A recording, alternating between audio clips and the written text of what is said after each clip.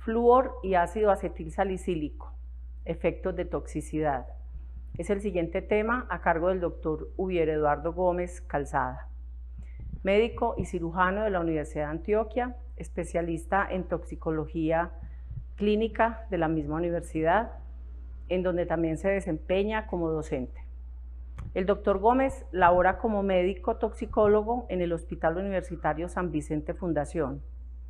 Es conferencista en temas de toxicología clínica a nivel nacional e internacional.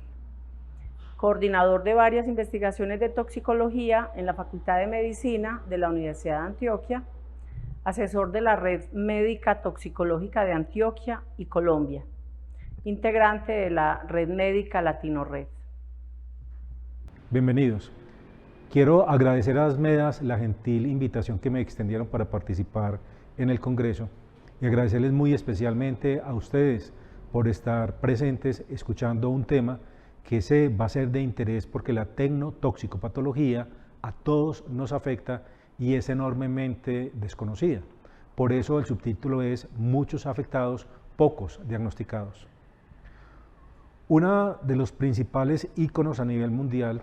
lo estableció la presencia del DDT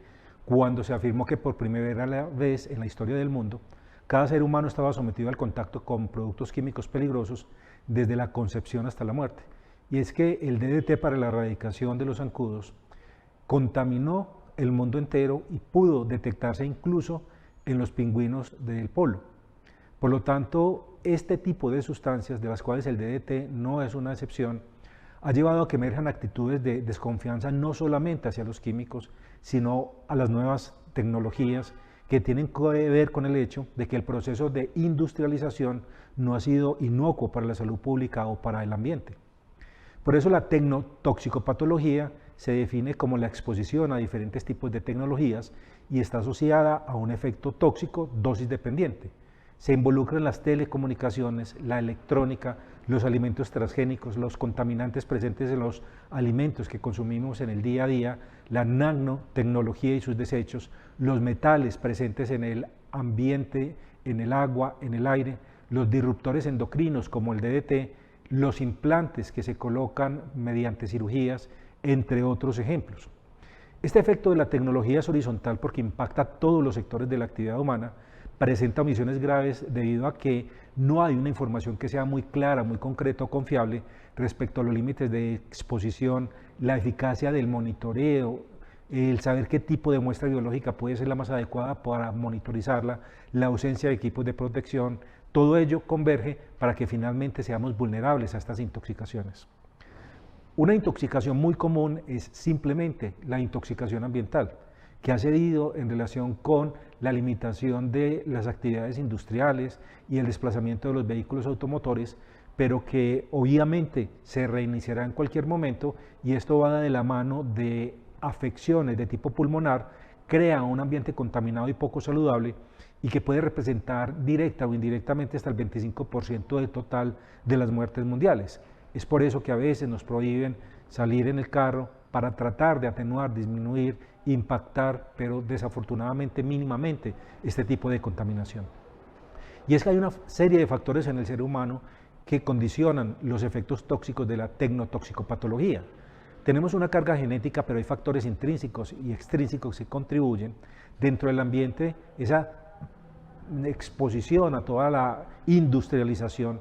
las comorbilidades que de ellas se derivan, como veremos, el sedentarismo, la obesidad, los factores demográficos que concentran el grueso de la población en las ciudades, dejando poca densidad en los campos, pero favoreciendo por ende que haya transmisión de enfermedades y mayor exposición en las personas en el campo. Hay una serie de genes que van a codificar y que pueden ser alterados en su metabolismo, y a ello hay que sumarle la dieta constituida básicamente por los denominados venenos blancos como la harina, el azúcar, los lácteos, pero también hábitos que dan al traste, por ejemplo en Colombia, con 28.000 muertes anualmente producto de la exposición al cigarrillo, que nos genera derrame cerebral, infarto al miocardio, cáncer, EPOC y neumonía, entre otras.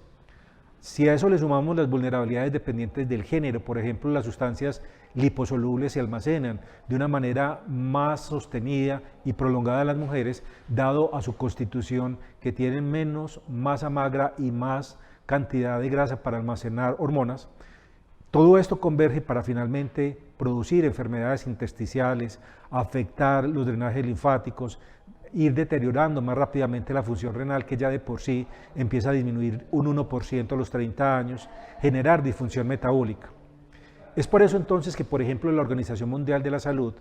ha categorizado 10 sustancias como preocupantes debido al manejo inadecuado de ellas y ha llamado a fortalecer la seguridad en su uso. Y ellos son todos los plaguicidas, en especial inhibidores de colinesterasas, glifosato, entre otros, la polución, el arsénico, el asbesto, el benceno, el cadmio, las dioxinas, el flúor, el plomo, el mercurio, pero no son los únicos.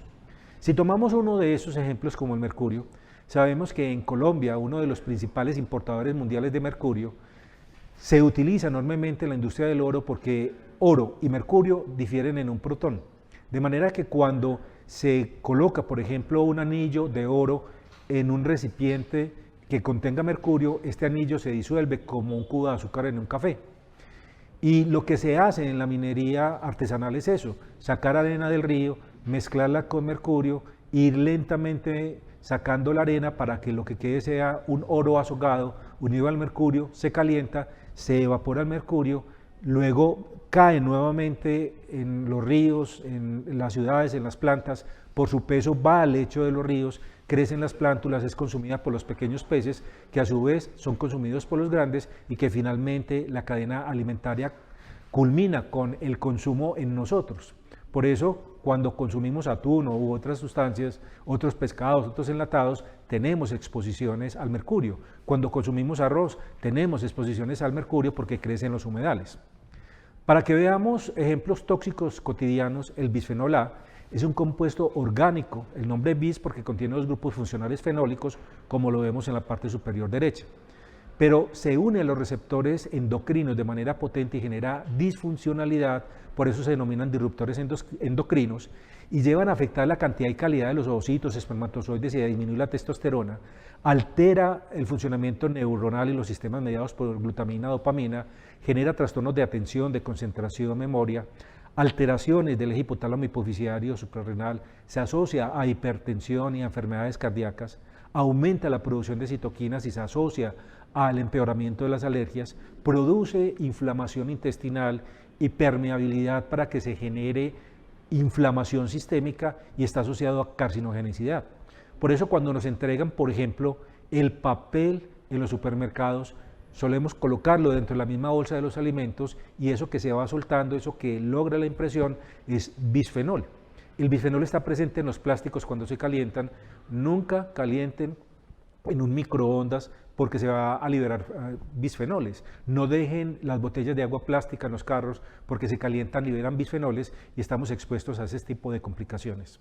Pero hay cosas en el hogar como el teflón. El teflón en realidad no es que nada se le pegue porque está adherido al metal o adherido al cuerpo que lo contenga mediante una sustancia que es el ácido perfluorooctanoico.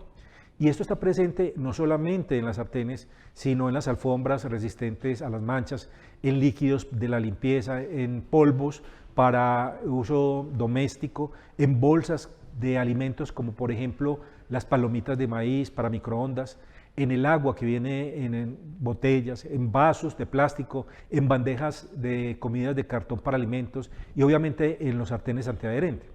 ¿Y cuál es el peligro? Que cuando nosotros utilizamos, por ejemplo, una sartén, no leemos las instrucciones que dejan explícitamente no debe ser calentado en fuego alto, debe ser fuego bajo, máximo medio. Rápidamente lo calentamos por la premura del tiempo, colocamos los alimentos y después de que lo sacamos inmediatamente lo enfriamos con agua que genera vapor. Ese cambio térmico extremo rompe el teflón, expone el ácido perfluorooctanoico y tenemos una sustancia que es resistente al metabolismo, a la hidrólisis, a la fotolisis, a la biodegradación y completamente persistente en el medio ambiente. Se asocia, por ejemplo, a cáncer de riñón, testicular, a colitis ulcerativa, a trastornos tiroideos, sobre todo hipotiroidismo, a hipercolesterolemia, a preeclampsia Y es por ello, por ejemplo, que hay una película muy interesante, les sugiero que vean, denominada Aguas Negras, en que se describe la cantidad de malformaciones, muertes y complicaciones de una comunidad donde DuPont tenía la producción en Estados Unidos de teflón con diferentes fines industriales. Actualmente tenemos, por ejemplo, otra pandemia adicional, y es el déficit de vitamina D. El 50% de la población tiene niveles que son entre deficientes e insuficientes. Recuerden que cualquier nivel entre 20 y 30 nanogramos por mililitro es deficiente y por debajo de 20 es insuficiente. Deberíamos tenerlo entre 30 y 50, máximo 75, pero hay una serie de factores que no son únicamente de índole dietario, porque en la costa, estudios en niños en Barranquilla que se exponen al sol para tener la primera hidroxilación en piel de la vitamina D, que luego tiene su activación hepática y luego renal para formar el 1,25-dihidroxicalciferol, presentan el 50% de los niños en Barranquilla, entre los recién nacidos y los 10 años, déficit de vitamina D. ¿Por qué se presenta? Por la polución que disminuye la exposición a los rayos solares, por los químicos ambientales, como hemos visto, por los disruptores endocrinos, por la presencia de metales pesados. Todo eso lleva afectación hepática, lleva afectación tiroidea, paratiroidea, lleva afectación renal, el tabaquismo, el consumo de licor y la dieta inadecuada. Todo está llevando a que tengamos disminución de la vitamina D, lo cual se traduce en activación de genes que son obesogénicos, de genes que tienen que ver con inflamación, de genes que tienen que ver con la no neutralización de los tejidos cuando por alguna exposición química evoluciona hacia un cáncer. Recuerden que la inmunomodulación depende de la vitamina D. Y adicionalmente, la presencia de toda esta serie de contaminantes ha llevado a que tengamos una disbiosis intestinal permanente, las bacterias buenas empiezan a disminuir, las malas productoras de sustancias inflamatorias significativamente aumentan y por lo tanto tenemos una intoxicación crónica persistente con depósito en el intersticio celular de diferentes tóxicos que finalmente pueden estar asociados a la fibromialgia y que se ha documentado los cambios en la flora intestinal de las personas que tienen fibromialgia y que han mejorado cuando tienen una dieta que sea adecuada. Nuevamente, hay que evitar sustancias irritantes, inflamatorias, como son las grasas provenientes del animal, las carnes rojas, las harinas, en especial la de trigo, los derivados lácteos y el azúcar, porque todos ellos generan inflamación. Estas sustancias que actúan como disruptores endocrinos tienen la característica de que son obesogénicas y por lo tanto también la epidemia que tenemos de sobrepeso no está únicamente ligada a malos hábitos en relación con exceso de consumo de carbohidratos y de grasas o poca actividad física, sino también los efectos tóxicos de la exposición ambiental, y ahí podemos ver, por ejemplo, biomarcadores con los polifenoles clorados, exposición a obesidad, como los tóxicos que producen esteatohepatitis, como la harina de trigo, y todo esto va a llevar también a una serie de enfermedades muy comunes como la osteoartritis, las enfermedades degenerativas, el síndrome metabólico, problemas de índole cardiovascular, enfermedad arterial oclusiva periférica, falla cardíaca, hipertensión, morbilidad posquirúrgica, diabetes tipo 2, dilipidemias,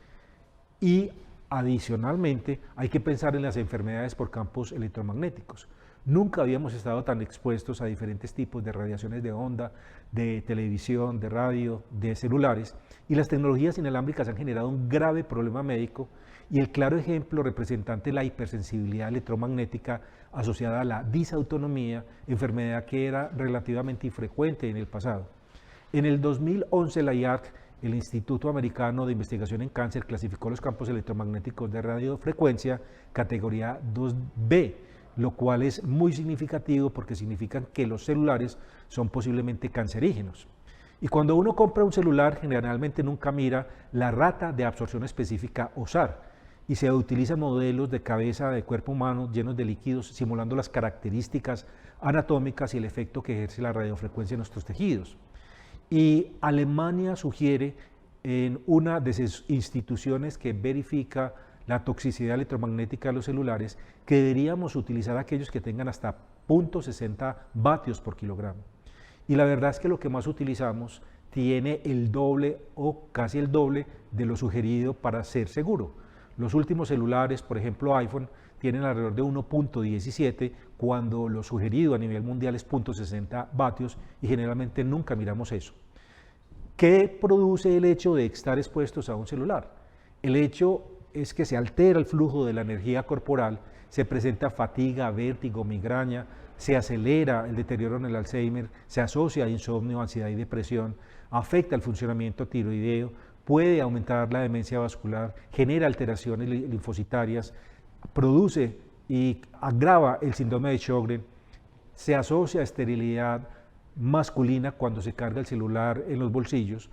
puede producir sensación de rubor, de calor, e incluso en Europa está prohibido el celular por debajo de los 10 años en los niños, simplemente porque hay 4 veces más probabilidad de que presenten cáncer de oído, entre ellos el principal es el schwannoma. Miren, por ejemplo, las diversas publicaciones que hay del efecto del celular, las radiaciones electromagnéticas, los schwannomas vestibulares, la adicción que se ha vuelto al celular, una de las graves problemáticas actuales, el efecto en el cerebro,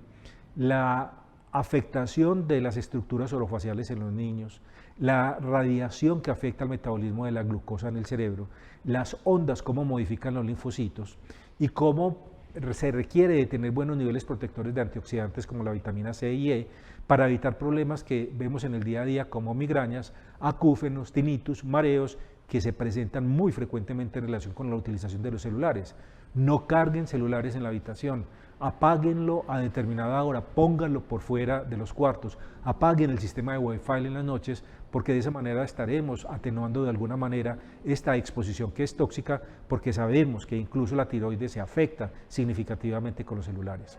Por eso, evite la aproximación a antenas y torres de repetición,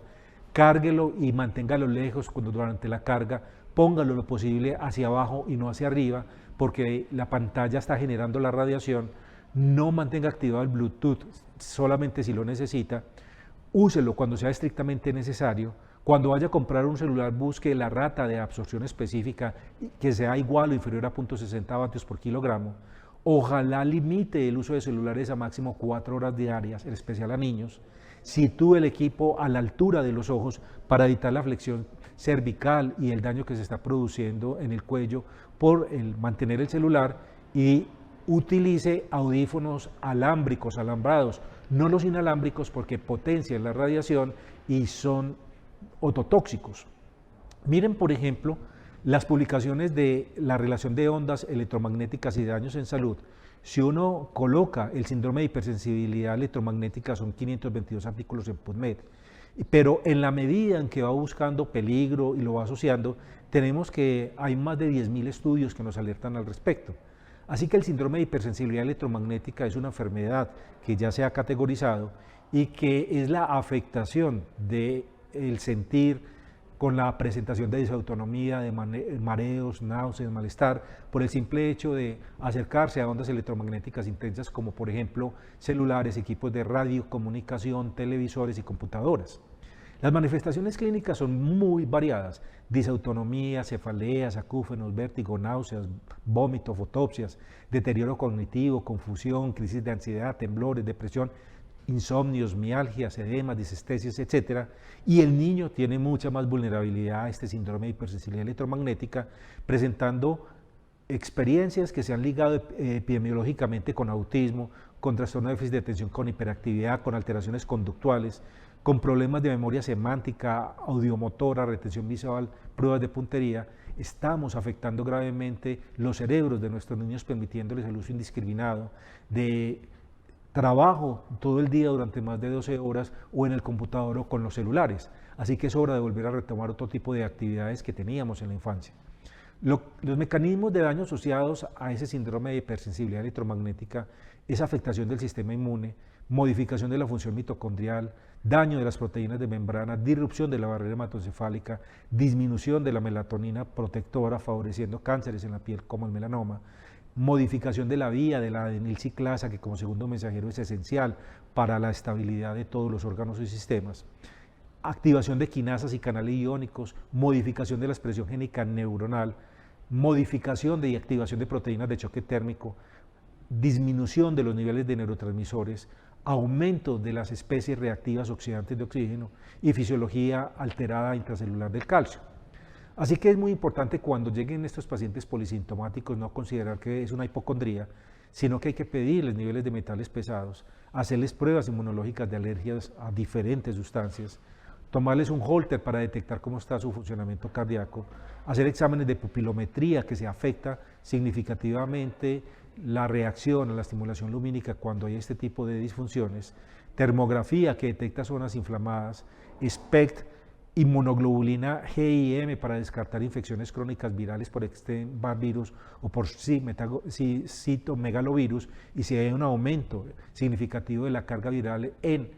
el control, sabemos que ahí puede haber también una afectación donde concurre no solamente ese proceso inflamatorio crónico, sino que es agravado por una infección viral crónica persistente. Y el ecodoppler transcraneal puede arrojar entre hallazgos alteraciones de la función cerebral.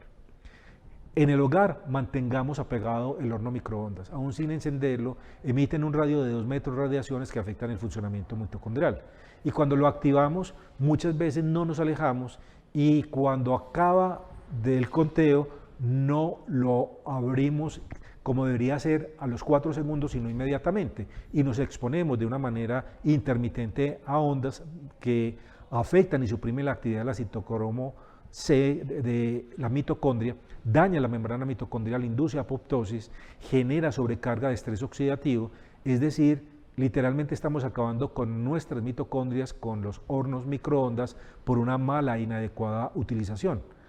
Alejémonos de los microondas y en lo posible no lo utilicemos. También hay una etiología de sensibilidad química múltiple caracterizada por una alteración del sistema de oxidación y protección con glutatión, con antioxidantes como las vitaminas E y C. Hay inhibición de la expresión génica que controla la inflamación y aumentan las enzimas que son oxidantes y llevan a peroxidación lipídica de las membranas. Caen los ácidos grasos insaturados de los eritrocitos, se vuelven mucho más vulnerables y aumenta la síntesis de óxido nítrico con descenso de glutatión, que es un antioxidante por excelencia, y eso va acompañado de la elevación de citoquinas proinflamatorias como el interferón gamma, la interleuquina 8 y la interleuquina 10. Así que muchas de las enfermedades que actualmente vemos relacionadas con el deterioro de la visión, cataratas, el edema macular, el hígado graso, la epilepsia, las migrañas, la diabetes, las alteraciones circulatorias, la fatigabilidad, el deterioro renal, el deterioro cardíaco, las arritmias, tienen que ver con una mitocondriotoxicopatía generada por el ambiente. Cuando sospechemos en estos pacientes con fatigas, agotamiento, multisintomáticos, tomemos un hemograma completo, una glucemia, una CPK que si está elevada, sospechemos o que está tomando, por ejemplo, un inhibidor de la hidroximetilglutarilcoenzima reductasa, atorvastatina o cualquier medicamento similar para el colesterol que produce desacople del complejo 2 de la fosforilación oxidativa mitocondrial o que está generando una toxicidad de cualquier etiología ambiental. Uno puede pedir niveles de lactato y piruvato y la razón es de 10:1 en sangre y si está alterada, hay acidosis, hay acumulación de ácido láctico. Pedir los aminoácidos en plasma, la acilcarnitina plasmática se eleva cuando hay inflamación, obviamente el electrocardiograma y la ecocardiografía si es del caso, las audiometrías tonales porque empieza a afectarse la frecuencia de 4000 Hz y solamente la persona es consciente cuando se le afecta la frecuencia de 2000, que es la conversacional, cuando podríamos intervenir oportunamente en la lesión inicial. Hacer la evaluación oftalmológica correspondiente y la resonancia magnética cerebral. Una forma sencilla de verificar la neurotoxicidad es esta página de internet, el www.colorblindness.com, en la cual uno puede ordenar los colores llevándolos con el puntero desde el más claro al más oscuro, primero con un ojo y luego con el otro y mirar si hay coincidencia. Alteraciones en la captación del rojo, del verde, de los colores en general, cuando no son simultáneas y son idénticas, homogéneas, quiere decir que hay toxicidad. Si es alguna alteración constitutiva genética, debe ser idéntica en ambos ojos, pero cuando hay cambios, nos está hablando de una neurotoxicidad inicial activa. El síndrome de sensibilidad química múltiple es un desorden entonces multisistémico caracterizado por muy diversos síntomas, por una reacción del organismo a una sustancia o sustancias presentes en el ambiente, en el alimento o en ambos. Y varía según los criterios diagnósticos entre el 0.1 y el 5% de la población, y las formas graves pueden afectar hasta el 30% de las personas que la padecen. La causa, alteración de la oxidorreducción celular, la inhibición de la expresión génica y el aumento de esas enzimas antioxidantes con aumento de la peroxidación lipídica por déficit que rápidamente las enzimas antioxidantes se agotan.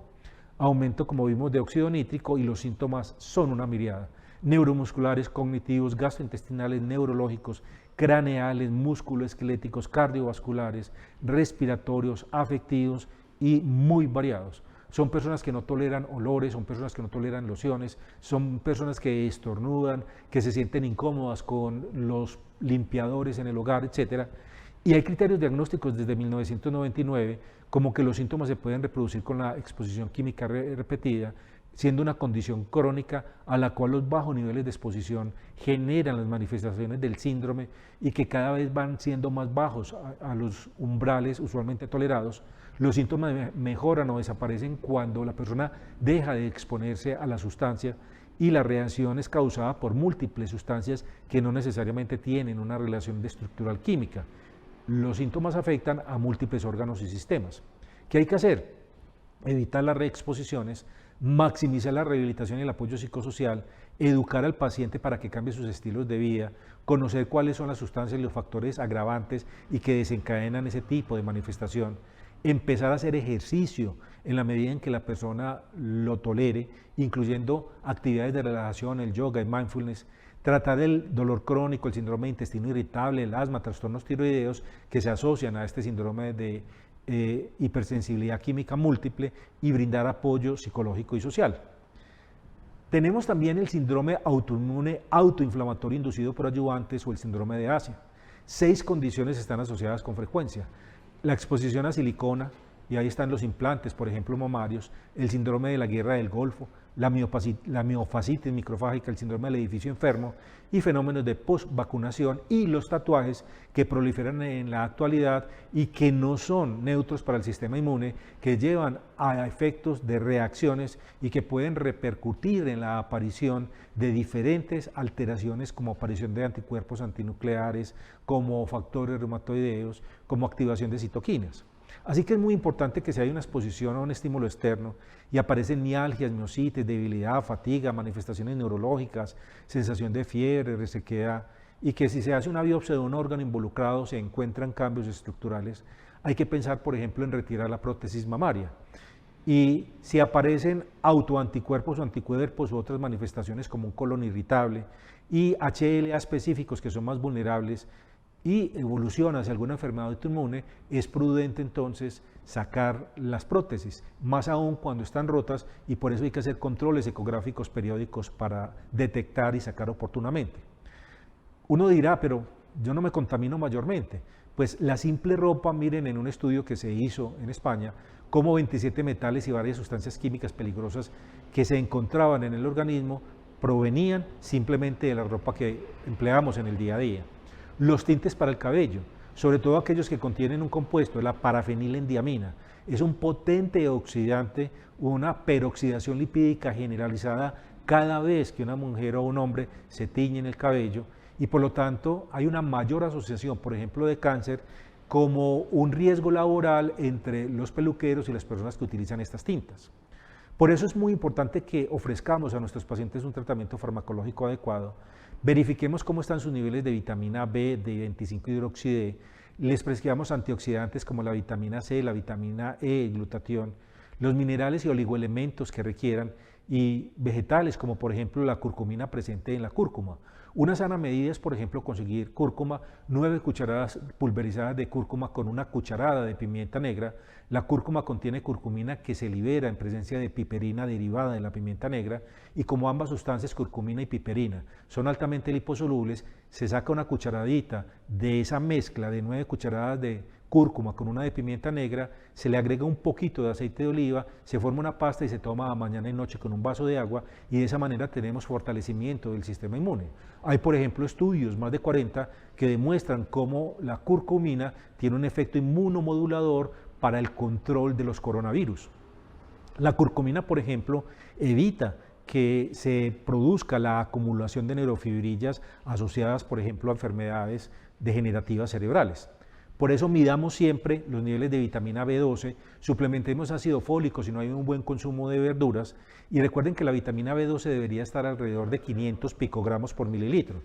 Si uno quisiera ser muy enfático y encuentra niveles entre 100 y 400, no quiere decir que estén normales, puede que estén bajos. Solicite niveles séricos de ácido metilmalónico y homocisteína. Desafortunadamente, cada uno vale 500.000 pesos y eso hace entonces poco costo efectivo solicitarlos. Lo mejor es dar ácido fólico o suministrar la vitamina B12, y el esquema que yo les propongo es 1 miligramo diario durante 7 días, luego 1 miligramo semanal durante un mes y luego mensual indefinidamente si documentamos que había un déficit. A veces uno ve la vitamina B12 alta, pero es simplemente porque está tan deteriorado el hígado que no es capaz de captar la transcobalamina, la vitamina B12 libre, que es la que medimos, y por lo tanto tenemos un resultado de interpretación inadecuado.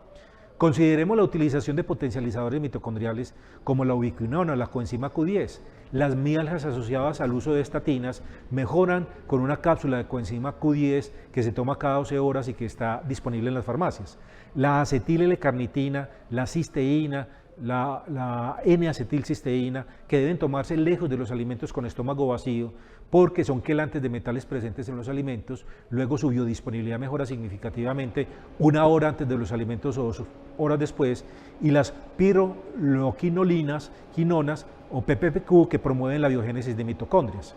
No olviden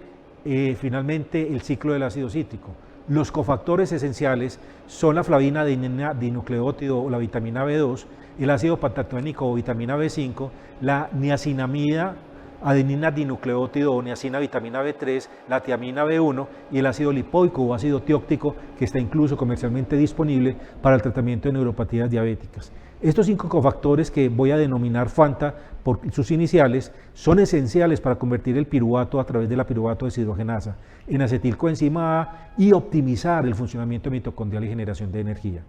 Muchas gracias por la atención que me han dispensado. Espero haberlos dejado preocupados para que empecemos a tomar las precauciones necesarias y cuidar nuestra salud y la de nuestros pacientes y de nuestra familia para que podamos ofrecer una salud más integral.